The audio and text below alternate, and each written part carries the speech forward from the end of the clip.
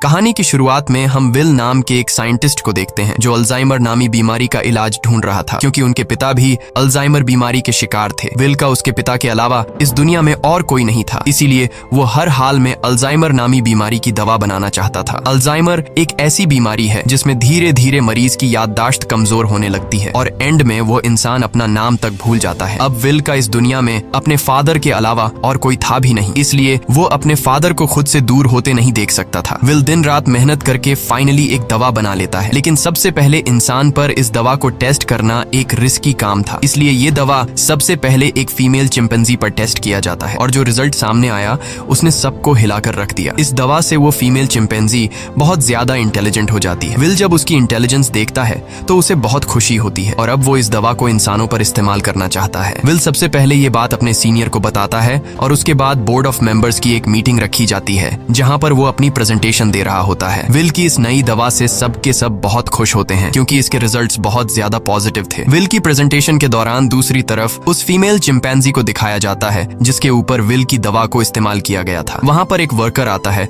जो उसे वहां से दूसरी जगह शिफ्ट करना चाहता है, लेकिन आज उस चिंपैंजी का नेचर थोड़ा अलग था। वो उस जगह से दूसरी जगह शिफ्ट नहीं होना चाहती थी। जब वर्कर जबरदस्ती करता है तो उस चिंपैंजी को बहुत गुस्सा आता है। वो उस वर्कर का हाथ पकड़ लेती है और उसके बाद वहां से निकलकर चारों तरफ तोड़फोड़ करना शुरू कर देती है। वो काबू से बाहर हो गई और उस जगह पहुंच जाती है जहां पर बोर्ड ऑफ मेंबर्स की मीटिंग चल रही होती है। यहाँ पर विल चाहकर भी उसे कंट्रोल नहीं कर पाता क्योंकि ये चिंपैंजी बहुत ज्यादा गुस्से में होती है, इसलिए इस चिंपैंजी को गोली मारनी पड़ती है जिससे उस चिंपैंजी की मौके पर ही मौत हो गई। इस हादसे के बाद बोर्ड के मेंबर्स ने ये माना कि विल की दवा की वजह से ये चिंपैंजी एग्रेसिव हो गई थी और अब चिंपैंजी की मौत के साथ साथ विल का ये पूरा का पूरा एक्सपेरिमेंट भी पूरी तरह से खत्म हो गया है। बोर्ड के मेंबर्स ने लैब में रखे सारे चिंपैंजी को मारने का हुक्म दिया क्योंकि उन पर भी विल की बनाई हुई दवा का इस्तेमाल किया गया था। हालांकि विल अपने बॉस को कन्विंस करने की कोशिश करता है कि मेरी दवा में कोई प्रॉब्लम नहीं है, लेकिन उसका बॉस साफ साफ मना कर देता है। वो कहता है कि अगर तुम्हारी दवा में प्रॉब्लम नहीं होती तो वो चिंपैंजी इतना ज्यादा अग्रेसिव नहीं होती। विल की 5 सालों की एक्सपेरिमेंट अब जाया हो गई थी। वो अंदर लैब की तरफ जाता है, तभी उसके पास लैब का केयर टेकर आता है और उसे बताता है कि आपकी दवा में कोई भी प्रॉब्लम नहीं है। दरअसल चिंपैंजी आपकी दवा की वजह से अग्रेसिव नहीं हुई थी, बल्कि उसने उसी वक्त एक बच्चे को जन्म दिया था जिस वजह से वो गुस्से में आ गई थी क्योंकि उसे वहां से शिफ्ट किया जा रहा था। और अब विल को पूरी बात समझ में आ जाती है। वो वर्कर उसे कहता है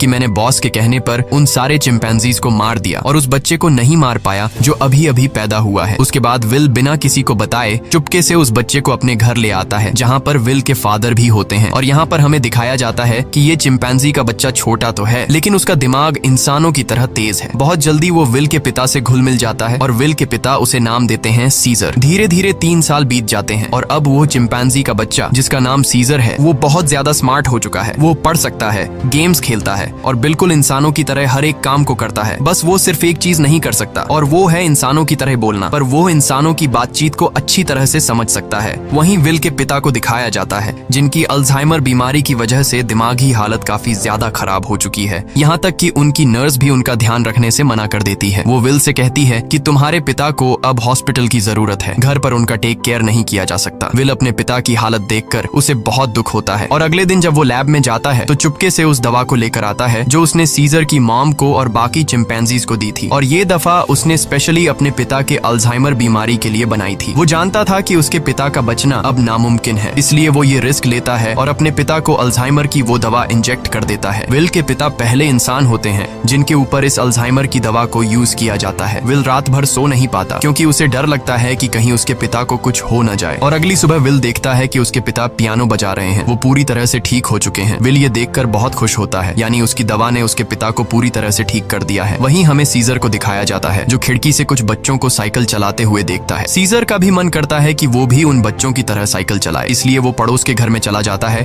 पर इस घर का मालिक बहुत ही खड़ूस इंसान था। वो सीजर को देख लेता है। अब वो सीजर को मारने के लिए बेसबॉल का बैट उठाकर उस पर हमला कर देता है, लेकिन उससे पहले कि वो उसे बुरी तरह से मारता, यहाँ पर विल और उसके पिता सीजर को बचा लेते हैं। विल पड़ोसी को समझाने की कोशिश करता है कि ये सिर्फ खेलने की कोशिश कर रहा था, इससे तुम्हें कोई खतरा नहीं है। पड़ोसी कहता है कि ये मेरे बच्चों को नुकसान पहुंचा सकता है और अगर ये बंदर का बच्चा दोबारा यहाँ पर आया तो मैं इसे मार दूंगा। यहाँ पर सीजर के पैर पर चोट लग गई होती है, इसलिए विल उसे डॉक्टर कैरोलिन के पास ले जाता है और जब कैरोलिन उसका इलाज करती है तो उसे पता चलता है कि ये बहुत ज्यादा इंटेलिजेंट है क्योंकि सीजर विल से इशारों में बात कर रहा होता है। जल्द जल्द ही विल और डॉक्टर कैरोलिन की आपस में दोस्ती हो जाती है। कैरोलिन को सीजर बहुत पसंद आ जाता है, इसलिए वो विल के घर आना शुरू कर देती है, जहाँ उसे पता चलता है कि सीजर हमेशा घर पर रहता है, उसे बाहर नहीं ले जाया जाता, इसीलिए सीजर हमेशा खिड़की से बाहर देखता रहता है। कैरोलिन विल से कहती है कि हमें उसे बाहर ले जाना चाहिए। विल को ये आइडिया पसंद आया और अगले दिन विल और कैरोलिन सीजर को पास के एक जंगल में ले गए, जिसका नाम रेडवुड है। वह खूबसूरत जंगल सीजर के लिए किसी जन्नत से कम नहीं था। सीजर को ये जगह बहुत पसंद आई और इसी तरह से 2 साल और बीत जाते हैं। अब विल और कैरोलिन एक दूसरे के साथ रिलेशनशिप में आ चुके हैं। सीजर भी अब बड़ा हो चुका है और ये लोग हमेशा उस जंगल में आते। एक दिन जब ये लोग रेडवुड जंगल में होते हैं तो वहाँ एक फैमिली आती है, जिनके पास एक डॉग होता है, जिसके गले में पट्टा बांधा गया होता है। वह डॉग सीजर पर भौंकने लग जाता है, जिसे देखकर सीजर बहुत ज्यादा मायूस हो जाता है। सीजर इसलिए मायूस नहीं होता कि डॉग ने उस पर भौंका, बल्कि वो डॉग के गले में पट्टा देख लेता है और पट्टा तो उसके गले में भी विल ने बांधा था। वो विल से इशारे में पूछता है, क्या मैं तुम्हारा कोई पालतू जानवर हूँ? जिस पर विल जवाब देता है, नहीं, तुम पालतू नहीं हो, तुम मेरे बेटे हो। पर सीजर अब समझदार हो चुका था। वो अपने बारे में जानना चाहता था कि वो कौन है और कहाँ से आया है, इसलिए विल सीजर को अपनी लैब के बाहर ले जाता है और बताता है कि तुम्हारी मॉम यहाँ पर थी, हमने उसके ऊपर एक दवा का इस्तेमाल किया था और उसी दवा की वजह से आज तुम इतने ज्यादा इंटेलिजेंट हो। अब सीजर को अपने बारे में सब कुछ पता चल चुका है। इसके बाद ये लोग घर आते हैं, जहाँ पर विल के पिता को दिखाया जाता है, जिनकी अल्जाइमर बीमारी अब वापस पहले जैसी हो चुकी है। वो चम्मच के उल्टे तरफ से खाना खाने लगा। विल समझ गया कि अब इस दवा ने उसके पिता के दिमाग पर असर करना छोड़ दिया है। इस बात से विल बहुत परेशान होता है और जब विल काम पर गया होता है तो विल के पिता का गाड़ी चलाने का मूड हो जाता है, लेकिन अल्जाइमर बीमारी की वजह से वो भूल चुके होते हैं कि गाड़ी को ड्राइव कैसे किया जाता है। जब वो कार स्टार्ट करता है तो उसे कार कंट्रोल नहीं हो पाती, इसलिए वो सीधा जाकर अपने पड़ोसी की गाड़ी को टक्कर मार देता है। पड़ोसी जब यह सब कुछ देखता है तो वो जल्दी से बाहर आ जाता है। ये वही पड़ोसी है जिसने कुछ साल पहले सीजर को मारा था और अब वो विल के पिता को कॉलर से पकड़कर गाड़ी से बाहर निकालता है, उन्हें मारने लगता है। तभी अचानक खिड़की से सीजर की नजर उन पर पड़ती है और जब वह देखता है कि उनका पड़ोसी विल के पिता को मार रहा है तो वह अपने आप को कंट्रोल नहीं कर पाता। वो बाहर आता है और उस पर हमला कर देता है। सीजर इतना गुस्से में आ गया होता है कि वो उस पड़ोसी की उंगली काट लेता है, जिसके बाद उनका पड़ोसी विल के चिंपैंजी सीजर पर कोर्ट में केस करता है। इसीलिए कोर्ट ये फैसला करती है कि अब सीजर को घर पर नहीं रखा जा सकता। तब यहाँ एनिमल कंट्रोल टीम आती है और वो सीजर को उस जगह ले जाते हैं जहाँ पर और भी चिंपैंजीज रहते हैं। सीजर को लगा कि वो यहाँ घूमने के लिए आया है, इसलिए वो एक्टिविटी हॉल को देखकर खुश था, लेकिन उसे पता नहीं था कि अब वो यहाँ हमेशा के लिए कैद रहने वाला है। सीजर जब विल को यहाँ से जाते देखता है तो वो उसके पास दौड़कर आता है, लेकिन अब सीजर उस जगह में कैद हो चुका था। सीजर विल के पास आया और शीशे के दूसरी ओर से इशारे करने लगा कि मुझे भी अपने साथ ले चलो, लेकिन विल मजबूर है और वो कहता है कि तुम्हें अब यहीं पर रहना होगा। इस बात से सीजर को बहुत दुख होता है और विल उसे यहीं पर छोड़कर चला जाता है। दूसरी तरफ विल के पिता को दिखाया जाता है, जो एक बार फिर पूरी तरह से अल्जाइमर के शिकार हो चुके हैं और विल अब पहले से भी ज्यादा स्ट्रॉन्ग दवा बनाएगा ताकि वह अपने पिता की बीमारी को हमेशा के लिए ठीक कर दे। विल यह बात अपने बॉस को बताता है कि वह दवा जो मैंने पहले बनाई थी, मैंने अपने पिता के ऊपर इस्तेमाल की थी। वो पूरी तरह से ठीक हो गए थे, लेकिन ज्यादा वक्त तक नहीं। अब वो दोबारा से कमजोर हो रहे हैं, इसलिए अब मैं पहले से भी ज्यादा स्ट्रॉन्ग दवा बनाना चाहता हूँ। उसका बॉस उसे इजाजत दे देता है। दूसरी तरफ सीजर को दिखाया जाता है, जो बहुत ही ज्यादा उदास था। उसे उम्मीद थी कि जल्द विल आकर उसे घर ले जाएगा। वो सामने की दीवार पर चौक से एक ड्राइंग बनाता है, जो कि उस खिड़की का नक्शा था जिससे वो अपने घर से बाहर देखा करता था। वो अपने घर को बहुत ज्यादा मिस कर रहा था। इधर विल दिन रात कड़ी मेहनत के बाद वो दवा बना लेता है। अब इस दवा को एक चिंपैंजी पर यूज करने की तैयारी की जाती है और जब दवा को उसकी बॉडी में इंजेक्ट किया जा रहा होता है तभी प्रेशर की वजह से एक पाइप निकल जाता है। वहाँ पर उनका एक वर्कर होता है जिसका नाम फ्रैंकलिन है। दवा की कुछ गैस उसकी नाक के अंदर चली जाती है क्योंकि उसने मास्क नहीं पहना होता। हालांकि उस वक्त उस पर गैस का कोई असर नहीं पड़ता और यह लोग उस चिंपैंजी के बॉडी में दवा इंजेक्ट कर लेते हैं, जिसके बाद वो चिंपैंजी बहुत ज्यादा इंटेलिजेंट हो जाता है, यानी कि उनकी यह दवा भी कामयाब हो गई। इसके बाद विल और कैरोलिन सीजर से मिलने जाते हैं, जिसे बहुत ही छोटे पिंजरे के अंदर कैद किया गया होता है। यहाँ पर सीजर के हाथ में चोट भी लगी होती है, जिससे विल को बहुत गुस्सा आता है और वहाँ के गार्ड्स को धमकी देता है कि अगर तुमने इसके साथ कोई भी गलत सलूक किया तो मैं तुम्हारे इस जगह को बंद करवा दूंगा। विल के आने से सीजर बहुत खुश था क्योंकि वो समझ रहा था कि विल आज उसे घर वापस ले जाएगा, लेकिन विल उसे कहता है कि जब तक कोर्ट मुझे इजाजत नहीं देती मैं तुम्हें घर वापस नहीं ले जा सकता। जिसके बाद विल यहाँ से चला जाता है और सीजर बहुत ज्यादा उदास हो जाता है। उसे घर की बहुत याद आती है। यहाँ उसे गंदा खाना और जेल का स्टाफ उसके साथ बहुत बुरा सलूक करते हैं। जब विल अपने घर जाता है तो देखता है कि उसके पिता की हालत बहुत ज्यादा खराब है। वो उन्हें दवा देना चाहता है पर विल के पिता मना कर देते हैं। वो कहते हैं कि अब मेरा वक्त आ चुका है और उसके बाद विल के पिता की डेथ हो जाती है। विल अपने पिता की डेथ से पूरी तरह से टूट जाता है और अब सीजर के अलावा उसका कोई भी नहीं है। वो उसे अपना बेटा मानता है, इसलिए वो बहुत सारे पैसे लेकर उस जगह जाता है जहाँ पर सीजर को कैद किया गया है। वहाँ का जो हेड होता है विल उसे बहुत सारे पैसे देता है और कहता है कि मैं सीजर को अपने साथ ले जाना चाहता हूँ। उस जगह का हेड इतने सारे पैसे देखकर विल की बात मान जाता है। विल सीजर के पास आया और उसे अपने साथ चलने को कहा, लेकिन सीजर दरवाजा बंद कर देता है क्योंकि अब वो विल के साथ नहीं जाना चाहता। हालांकि सीजर को विल से बिछड़ने का दुख तो था, लेकिन अब वो किसी का पालतू बनकर जिंदगी नहीं गुजारना चाहता था। वो अपने साथ साथ उस जगह में बंद बाकी चिंपैंजीज को भी आजाद देखना चाहता था, जिसके बाद विल को लौटना पड़ता है। रात को उस जगह काम करने वाले एक लड़के के कुछ दोस्त यहाँ पर चिंपैंजीज को देखने के लिए आते हैं और जब इनमें से एक लड़का सीजर के पास आता है तो सीजर उसे पकड़कर अपनी तरफ खींचता है और उसकी जेब से चाकू निकाल लेता है। उस चाकू से सीजर रात को अपने सेल का गेट खोल लेता है। उसके बाद वो सेल से निकलकर चुपके से छत के रास्ते से होते हुए सीधा विल के घर पहुंच जाता है, जहां पर उसे वो नई दवा मिल जाती है जो विल ने अल्जाइमर के नए पेशेंट्स के लिए बनाई थी। और अब इस दवा को लेकर वापस वो उसी जगह आ जाता है जहां पर बाकी चिंपैंजीज को कैद किया गया है और वहां पर उस दवा को खोल देता है, जिससे सारी की सारी गैस चिंपैंजीज इनहेल कर लेते हैं, जिसके बाद सबके सब चिंपैंजीज सीजर की तरह इंटेलिजेंट हो जाते हैं। उनके अंदर सोचने समझने की शक्ति आ जाती है और सीजर का पहला मिशन भी यही था कि सब चिंपैंजीज मेरी तरह इंटेलिजेंट हो जाएं, तभी हम सब इस जगह से भाग पाएंगे। और वो ऐसा करने में कामयाब हो गया। लेकिन दूसरी तरफ फ्रैंकलिन, जिसका गलती से वो गैस नाक के जरिए अंदर चली गई थी, उसकी डेथ हो जाती है। इसका मतलब ये है कि यह दवा सिर्फ चिंपैंजीज पर असर करती है और इंसानों को यह दवा मार देती है। वहीं सीजर को दिखाया जाता है जो अब बाकी चिंपैंजीज के साथ उस जगह से भागना चाहता है, लेकिन तभी वहां का एक वर्कर जो सब चिंपैंजीज को बहुत टॉर्चर किया करता था वो आ जाता है और जब वो अपनी करंट वाली स्टिक से उन्हें करंट लगाने की कोशिश करता है तो सीजर उसका हाथ पकड़ लेता है। वो कहता है कि अपने गंदे हाथ मुझसे दूर रखो और यहाँ पर पहली बार सीजर बोलता है नो। इसके बाद सीजर उसे पंच मारकर वहीं पर गिरा देता है और बाकी सब चिंपैंजीज को आजाद कर देता है। वो वर्कर उठकर एक बार फिर से अपनी इलेक्ट्रिक स्टिक लेकर उनकी तरफ बढ़ता है, लेकिन सीजर उस पर प्रेशर से पानी खोल देता है, जिससे उसे करंट लगने से उसकी मौत हो जाती है। इसके बाद सीजर सब चिंपैंजीज को लेकर पास के एक जू में पहुंच जाता है। वो वहां के सभी चिंपैंजीज को आजाद करके अपनी टीम में शामिल कर लेता है और अब ये सब के सब विल की लैब में पहुंच जाते हैं। वहां पर भी बहुत सारे चिंपैंजीज होते हैं, ये उन्हें भी आजाद कर देते हैं और अब इन सब की एक टीम बन चुकी है। वहीं विल, जिसे सीजर की बहुत ज्यादा याद आती है, वह उस जगह कॉल करता है जहां पर सीजर को कैद कर रखा गया था, पर उसका कॉल कोई रिसीव नहीं करता। इसलिए वह जल्दी से कैरोलिन के साथ वहां पर पहुंच जाता है। वो देखते हैं कि यहाँ पर तो एक भी चिंपैंजी मौजूद नहीं। तभी उन्हें एक जख्मी वर्कर दिखाई देता है। विल उससे पूछता है कि यहाँ पर क्या हुआ। वह बताता है कि तुम्हारा सीजर सबको अपने साथ ले गया और वह पहली बार बोला भी था। ये सुनकर विल बहुत ज्यादा परेशान हो जाता है और अब वह समझ जाता है कि सीजर अपने सभी साथियों के साथ रेडवुड जा रहा है, जहां पर बचपन में उसे ले जाया करता था। सीजर शहर के रास्ते से अपने साथियों के साथ आगे की तरफ बढ़ रहा होता है। रास्ते में एक ब्रिज आता है जहां पर पुलिस उनका रास्ता रोक लेती है और इसके बाद चिंपैंजीज और पुलिस के बीच में एक बहुत बड़ी फाइट होती है। हालांकि सीजर का मकसद इंसानों को चोट पहुंचाना नहीं था, बल्कि अपने चिंपैंजी भाइयों को आजाद करके उन्हें रेडवुड जंगल तक पहुंचाना था। उनके ऊपर हेलीकॉप्टर से हमला किया जाता है और जब सीजर को नुकसान पहुंचने वाला होता है तो तभी वहां पर एक गोरिल्ला हेलीकॉप्टर के ऊपर कूद जाता है और हेलीकॉप्टर को क्रैश कर देता है, जिससे उसकी जान चली जाती है। और तभी वहां पर कोबा नामी चिंपैंजी आता है। कोबा वही चिंपैंजी है जिसकी बॉडी पर लैब में एक्सपेरिमेंट किया गया था, जो उस आदमी को मार देता है जो हेलीकॉप्टर से उन पर गोलियां चला रहा था। यहाँ जब एक गोरिल्ला पुलिस वाले को चीरने वाला था तब सीजर उसे रोक लेता है, क्योंकि सीजर पुलिस वालों को रोकना चाहता था, उन्हें मारना नहीं। अब ये सब के सब ब्रिज को क्रॉस कर रेडवुड पार्क पहुंच जाते हैं, जहां पर विल भी कुछ देर में पहुंच जाता है। वो सीजर को आवाजें देने लगता है। इस दौरान एक दूसरा चिंपैंजी विल पर हमला करने वाला होता है कि तभी सीजर उसे रोकता है। विल सीजर से कहता है कि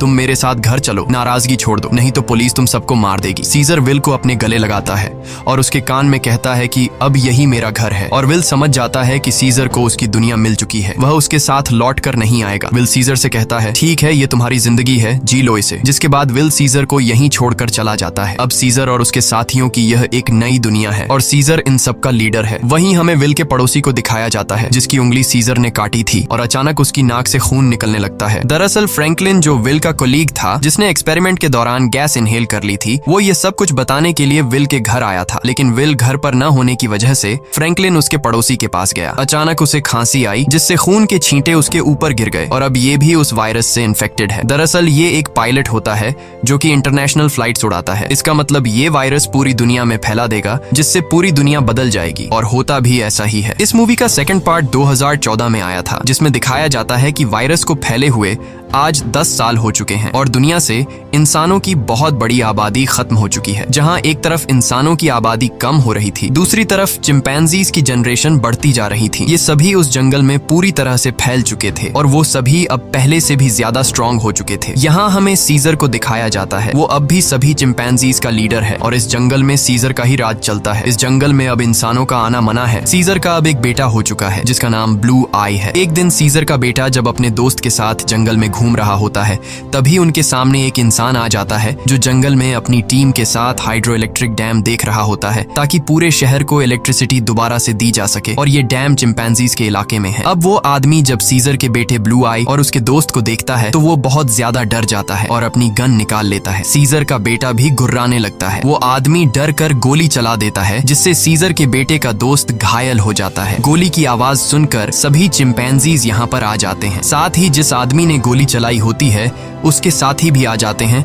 जो यहाँ पर डैम ढूंढ रहे होते हैं। चिंपैंजीज उन्हें मारना चाहते हैं। वो सब उन लोगों पर बहुत ज्यादा गुस्सा होते हैं। तभी इंसानों के ग्रुप का लीडर आगे आता है जिसका नाम मैल्कम है। वो सीजर से बात करता है। वो उसे बताता है कि हम यहाँ पर किसी को नुकसान पहुंचाने के लिए नहीं आए, हम तो बस यहाँ सिर्फ शहर की बिजली ठीक करने के लिए डैम ढूंढ रहे हैं। सीजर उससे कहता है चलो ठीक है, इस बार तुम आ गए लेकिन दोबारा यहाँ पर मत आना, तुम सब यहाँ से चले जाओ। अब वो सब के सब यहाँ से चले जाते हैं और इन्हीं चिंपैंजीज में जो कोबा होता है जिसके ऊपर कभी इंसानों ने एक्सपेरिमेंट्स किए थे, जो इंसानों से बहुत ज्यादा नफरत करता है, वो सभी चिंपैंजीज से कहता है कि इंसान दोबारा से हमारे इलाके में आ गए हैं, वो हमें फिर से नुकसान पहुंचाएंगे, इसलिए इंसानों को हमें अपनी ताकत दिखानी होगी। और सीजर भी अब उसकी बातों में आ जाता है और ये सब तय करते हैं कि ये इंसानों की बस्ती में जाएंगे।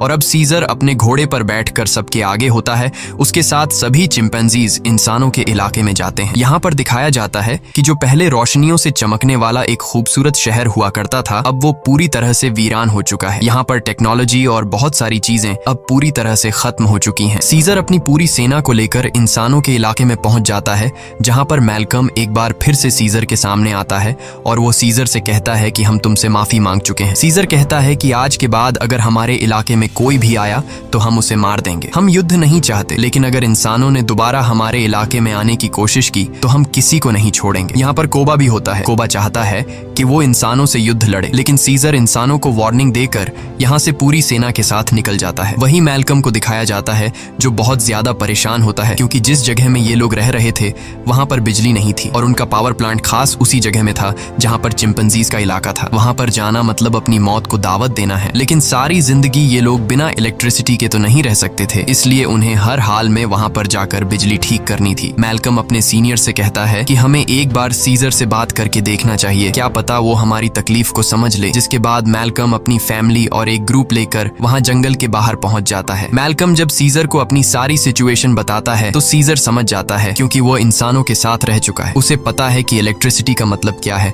और इंसानों के लिए वो कितनी जरूरी है। सीजर कहता है ठीक है, तुम लोग अंदर आ सकते हो, मगर एक शर्त पर, तुम्हें सारे हथियार हमारे हवाले करने होंगे। मैल्कम मान जाता है और अब अपनी टीम के साथ वो उस जगह पहुंच जाता है जहां पर पावर प्लांट है और इसके बाद ये लोग वहां पर काम करना शुरू कर देते हैं। मैल्कम की वाइफ और उसका बेटा चिंपैंजीज के बच्चों से बहुत जल्दी घुल मिल जाते हैं और जब ये लोग पावर प्लांट पर काम कर रहे होते हैं तभी एक चिंपैंजी को वहां पर छुपी हुई एक गन मिलती है और वो गन सीधा वो लेकर जाता है सीजर के पास। और जब सीजर को पता चलता है कि इंसान अपने साथ छुपाकर यहाँ पर गन लाए हैं तो उसका गुस्सा एक बार फिर से भड़क जाता है और वो मैल्कम और उसके साथियों से कहता है तुम जंगल छोड़कर चले जाओ। लेकिन तभी सीजर को पता चलता है कि उसकी पत्नी जो बहुत लंबे समय से बीमार थी, मैल्कम की पत्नी ने उसे दवा दी थी जिससे अब वो पूरी तरह से ठीक हो गई। ये देखकर सीजर इंसानों को एक और मौका देता है। वो कहता है तुम्हारे पास एक दिन और है, तुम इस पूरे पावर प्लांट को ठीक कर सकते हो और इसके बाद यहाँ से चले जाना। दरअसल मैल्कम का एक साथी जो कभी एक पुलिस ऑफिसर हुआ करता था, उसे चिंपैंजीज पर बिल्कुल भरोसा नहीं है। वो उनसे नफरत करता है और वो यहाँ पर गन्स लेकर आया होता है। उनके पास और भी गन्स होते हैं और जब ये लोग गन्स एक दूसरे को पास कर रहे होते हैं तो ऊपर से कोबा देख लेता है। कोबा गुस्से से लाल हो जाता है कि ये इंसान तो बिल्कुल भी भरोसे के लायक नहीं है और कोबा इंसानों से बहुत ज्यादा नफरत करता है और वो जल्दी से सीजर के पास जाता है। वो उसे बताता है कि इंसानों के पास और भी हथियार हैं, इंसान भरोसे के लायक नहीं है, तुम्हें उन्हें हमारे इलाके से निकालना होगा। जिस पर सीजर उसे सब्र रखने को कहता है। इस बात से कोबा को गुस्सा आता है। वो कहता है, तुम्हें अपने साथियों की बिल्कुल भी परवाह नहीं है, तुम इंसानों से प्यार करते हो क्योंकि तुम भी उन्हीं में से एक हो। और अब सीजर को इस बात पर गुस्सा आता है और वो कोबा पर हमला कर देता है। सीजर उसे बहुत बुरी तरह से घायल कर देता है। कोबा अब बदले की आग में जलने लगा। वो यहाँ से सीधा उस जगह जाता है जहाँ पर इंसान और उनके हथियार हैं। वो वहाँ से इंसानों के हथियार लेता है और बहुत सारे इंसानों को मार देता है। और उन्हें मारने के बाद वापस वो अपने इलाके में आता है जहाँ पर वो अपने ही चिंपैंजीज के कई घरों को आग लगा देता है। और जब मौका देखता है कि सीजर बिल्कुल अकेला है, उसके पास कोई भी नहीं है, तो वो चुपके से सीजर को भी गोली मार देता है। सीजर वहीं झाड़ियों में गिर जाता है। इसके बाद कोबा अब सभी चिंपैंजीज के पास जाता है और कहता है, इंसानों ने हमारे घर जला दिए और हमारे लीडर सीजर को भी मार दिया। वो हम पर हमला कर रहे हैं, हमें उन्हें सबक सिखाना होगा। कोबा इंसानों के खिलाफ युद्ध का ऐलान कर देता है। साथ ही वो यह भी ऐलान करता है कि अब मैं तुम सब का लीडर हूँ। इसे सब लीडर मान लेते हैं और इंसानों से युद्ध लड़ने के लिए तैयार हो जाते हैं। दूसरी तरफ इंसानों को दिखाया जाता है जहाँ उनके घरों में अब लाइट आ चुकी होती है क्योंकि पावर प्लांट ठीक हो चुका है। वो सब एक साथ मिलकर एंजॉय कर रहे होते हैं। वहीं कोबा अपनी पूरी सेना के साथ उस जगह पहुंच जाता है जहाँ पर इंसानों के हथियार हैं। सबसे पहले ये चिंपैंजीज इंसानों के हथियार को लूटते हैं और इसके बाद उन्हीं हथियारों से इंसानों के ऊपर हमला कर देते हैं। कई इंसानों को मार दिया जाता है। यहाँ पर वो छोटा चिंपैंजी भी होता है जिसे जंगल में एक इंसान ने गोली मारी थी और अब कोबा उसे हथियार देता है और कहता है, तुम्हें इंसानों को मारना होगा। पर वह मना कर देता है क्योंकि सीजर ने उसे सिखाया था कि कभी भी किसी भी इंसान पर बिना वजह हमला मत करना। और जब वो बच्चा कोबा का ऑर्डर नहीं मानता तो कोबा उसे मार देता है। साथ ही जो चिंपैंजीज उसका हुक्म नहीं मानते वो उन्हें कैद कर लेता है। वही जंगल में मैल्कम और उसकी वाइफ शहर की तरफ आ रहे होते हैं। तभी वहाँ पर उन्हें सीजर दिखता है जो बहुत बुरी तरह से घायल होता है। वो सीजर को अपनी गाड़ी में बैठाकर अपने घर ले आते हैं। वो उसका ट्रीटमेंट करते हैं और सीजर का अच्छी तरह से ख्याल रखते हैं जिससे सीजर की जान में दोबारा जान आ जाती है। सीजर के होश में आने के बाद वो उन्हें बताता है कि मेरे पर हमला मेरे साथी ने किया है जिसका नाम है कोबा। मैल्कम को भी यहाँ पर पूरी बात समझ में आ जाती है। सीजर पूरी तरह से ठीक नहीं था, इसीलिए उसे पूरी तरह से रिकवर करने के लिए मैल्कम मेडिसिन लाने के लिए स्टोर पर जाता है और तभी उसके सामने सीजर का बेटा आ जाता है जिसके हाथ में गन होती है। वो मैल्कम को शूट करने वाला होता है कि मैल्कम उसे बता देता है, तुम्हारे पिता सीजर अब भी जिंदा हैं, वो हमारे पास हैं और उन्हें और किसी ने नहीं बल्कि कोबा ने शूट किया है। इसके बाद मैल्कम सीजर के बेटे को अपने घर ले आता है। वो अपने पिता को जिंदा देखकर बहुत खुश हो जाता है। जहाँ पर सीजर का बेटा सीजर को बताता है कि किस तरह से कोबा ने अपने आप को लीडर बनाया और उसने बाहर की दुनिया में मासूम लोगों की जान ली। सीजर के बेटे को भी अब पता चल चुका है कि उसके पिता सीजर पर और किसी ने नहीं बल्कि कोबा ने गोली चलाई थी। इसीलिए अब वह वापस उसी जगह जाता है जहाँ पर कोबा ने इंसानों को और बहुत सारे चिंपैंजीज को बंदी बनाकर रखा है। सीजर का बेटा सबको आजाद कर देता है। मैल्कम भी उनका साथ देता है और वो उन सबको टावर के अंदर ले आता है जहाँ पर उसकी मुलाकात वही पुलिस ऑफिसर से होती है। वह ऑफिसर मैल्कम को बताता है कि इलेक्ट्रिसिटी आने के बाद मैंने रेडियो से आर्मी के साथ कांटेक्ट कर लिया है और बहुत जल्द बहुत बड़ी आर्मी की सेना यहाँ पर आने वाली है जो सभी चिंपैंजीज का खात्मा कर देगी। साथ ही वह यह भी बताता है कि मैंने टावर के ऊपर बहुत सारे बॉम्ब्स को फिट कर दिया है ताकि जब चिंपैंजीज टावर के ऊपर चढ़ेंगे तो मैं बॉम्ब को ब्लास्ट करके उन सब चिंपैंजीज को मार दूंगा। हालांकि इसमें उसकी खुद भी जान चली जाएगी। उसके हाथ में रिमोट कंट्रोल होता है और अब यह देखने के बाद मैल्कम और सभी इंसान वहां से भागना शुरू कर देते हैं। वहीं सीजर को दिखाया जाता है जो अब यहाँ पर पहुंच चुका है। उसका सामना कोबा से होता है और कोबा और उसके बीच फाइट शुरू हो जाती है। सीजर को जिंदा देखकर बाकी चिंपैंजीज भी कोबा की गद्दारी को जान चुके हैं। वहीं हमें उस पुलिस ऑफिसर को दिखाया जाता है जो टाउन के एक हिस्से को बॉम्ब से ब्लास्ट कर देता है जिसमें कई सारे चिंपैंजीज मारे जाते हैं। लेकिन कोबा, सीजर और उसके कई साथी अब भी जिंदा हैं। जब कोबा देखता है कि बहुत सारे चिंपैंजीज वापस सीजर को सपोर्ट करने लगे हैं तो वह उन सब पर गोलियां चलाना शुरू कर देता है। तभी सीजर काफी ऊंचाई से कोबा पर हमला कर देता है और उसे बिल्डिंग से नीचे धकेल देता है। कोबा लोहे की रॉड से लटक जाता है। अब वह सीजर से कहता है, प्लीज मुझे बचा लो, जिसके बाद सीजर उसका हाथ पकड़ लेता है। लेकिन कोबा ने जो किया है उसे माफ नहीं किया जा सकता। इसीलिए सीजर उसका हाथ छोड़कर उसे नीचे गिरा देता है जिससे उसकी मौत हो जाती है। और अब मैल्कम और सीजर एक दूसरे के सामने होते हैं। ये दोनों एक दूसरे से हाथ मिलाते हैं, यानी कि यह दोनों अब अच्छे दोस्त हैं, जैसे कभी सीजर विल का हुआ करता था। मैल्कम सीजर को बताता है कि बहुत जल्दी यहाँ पर आर्मी आने वाली है, तुम सबको यहाँ से निकलना होगा ताकि इस जंग को रोका जा सके। सीजर कहता है कि अब इंसानों और चिंपैंजीज के बीच जो वॉर है उसे कभी खत्म नहीं किया जा सकता। इसी के साथ यह कहानी खत्म हो जाती है। अगर वीडियो आपको अच्छी लगी हो तो हमारे चैनल को सब्सक्राइब और वीडियो को लाइक जरूर कीजिएगा।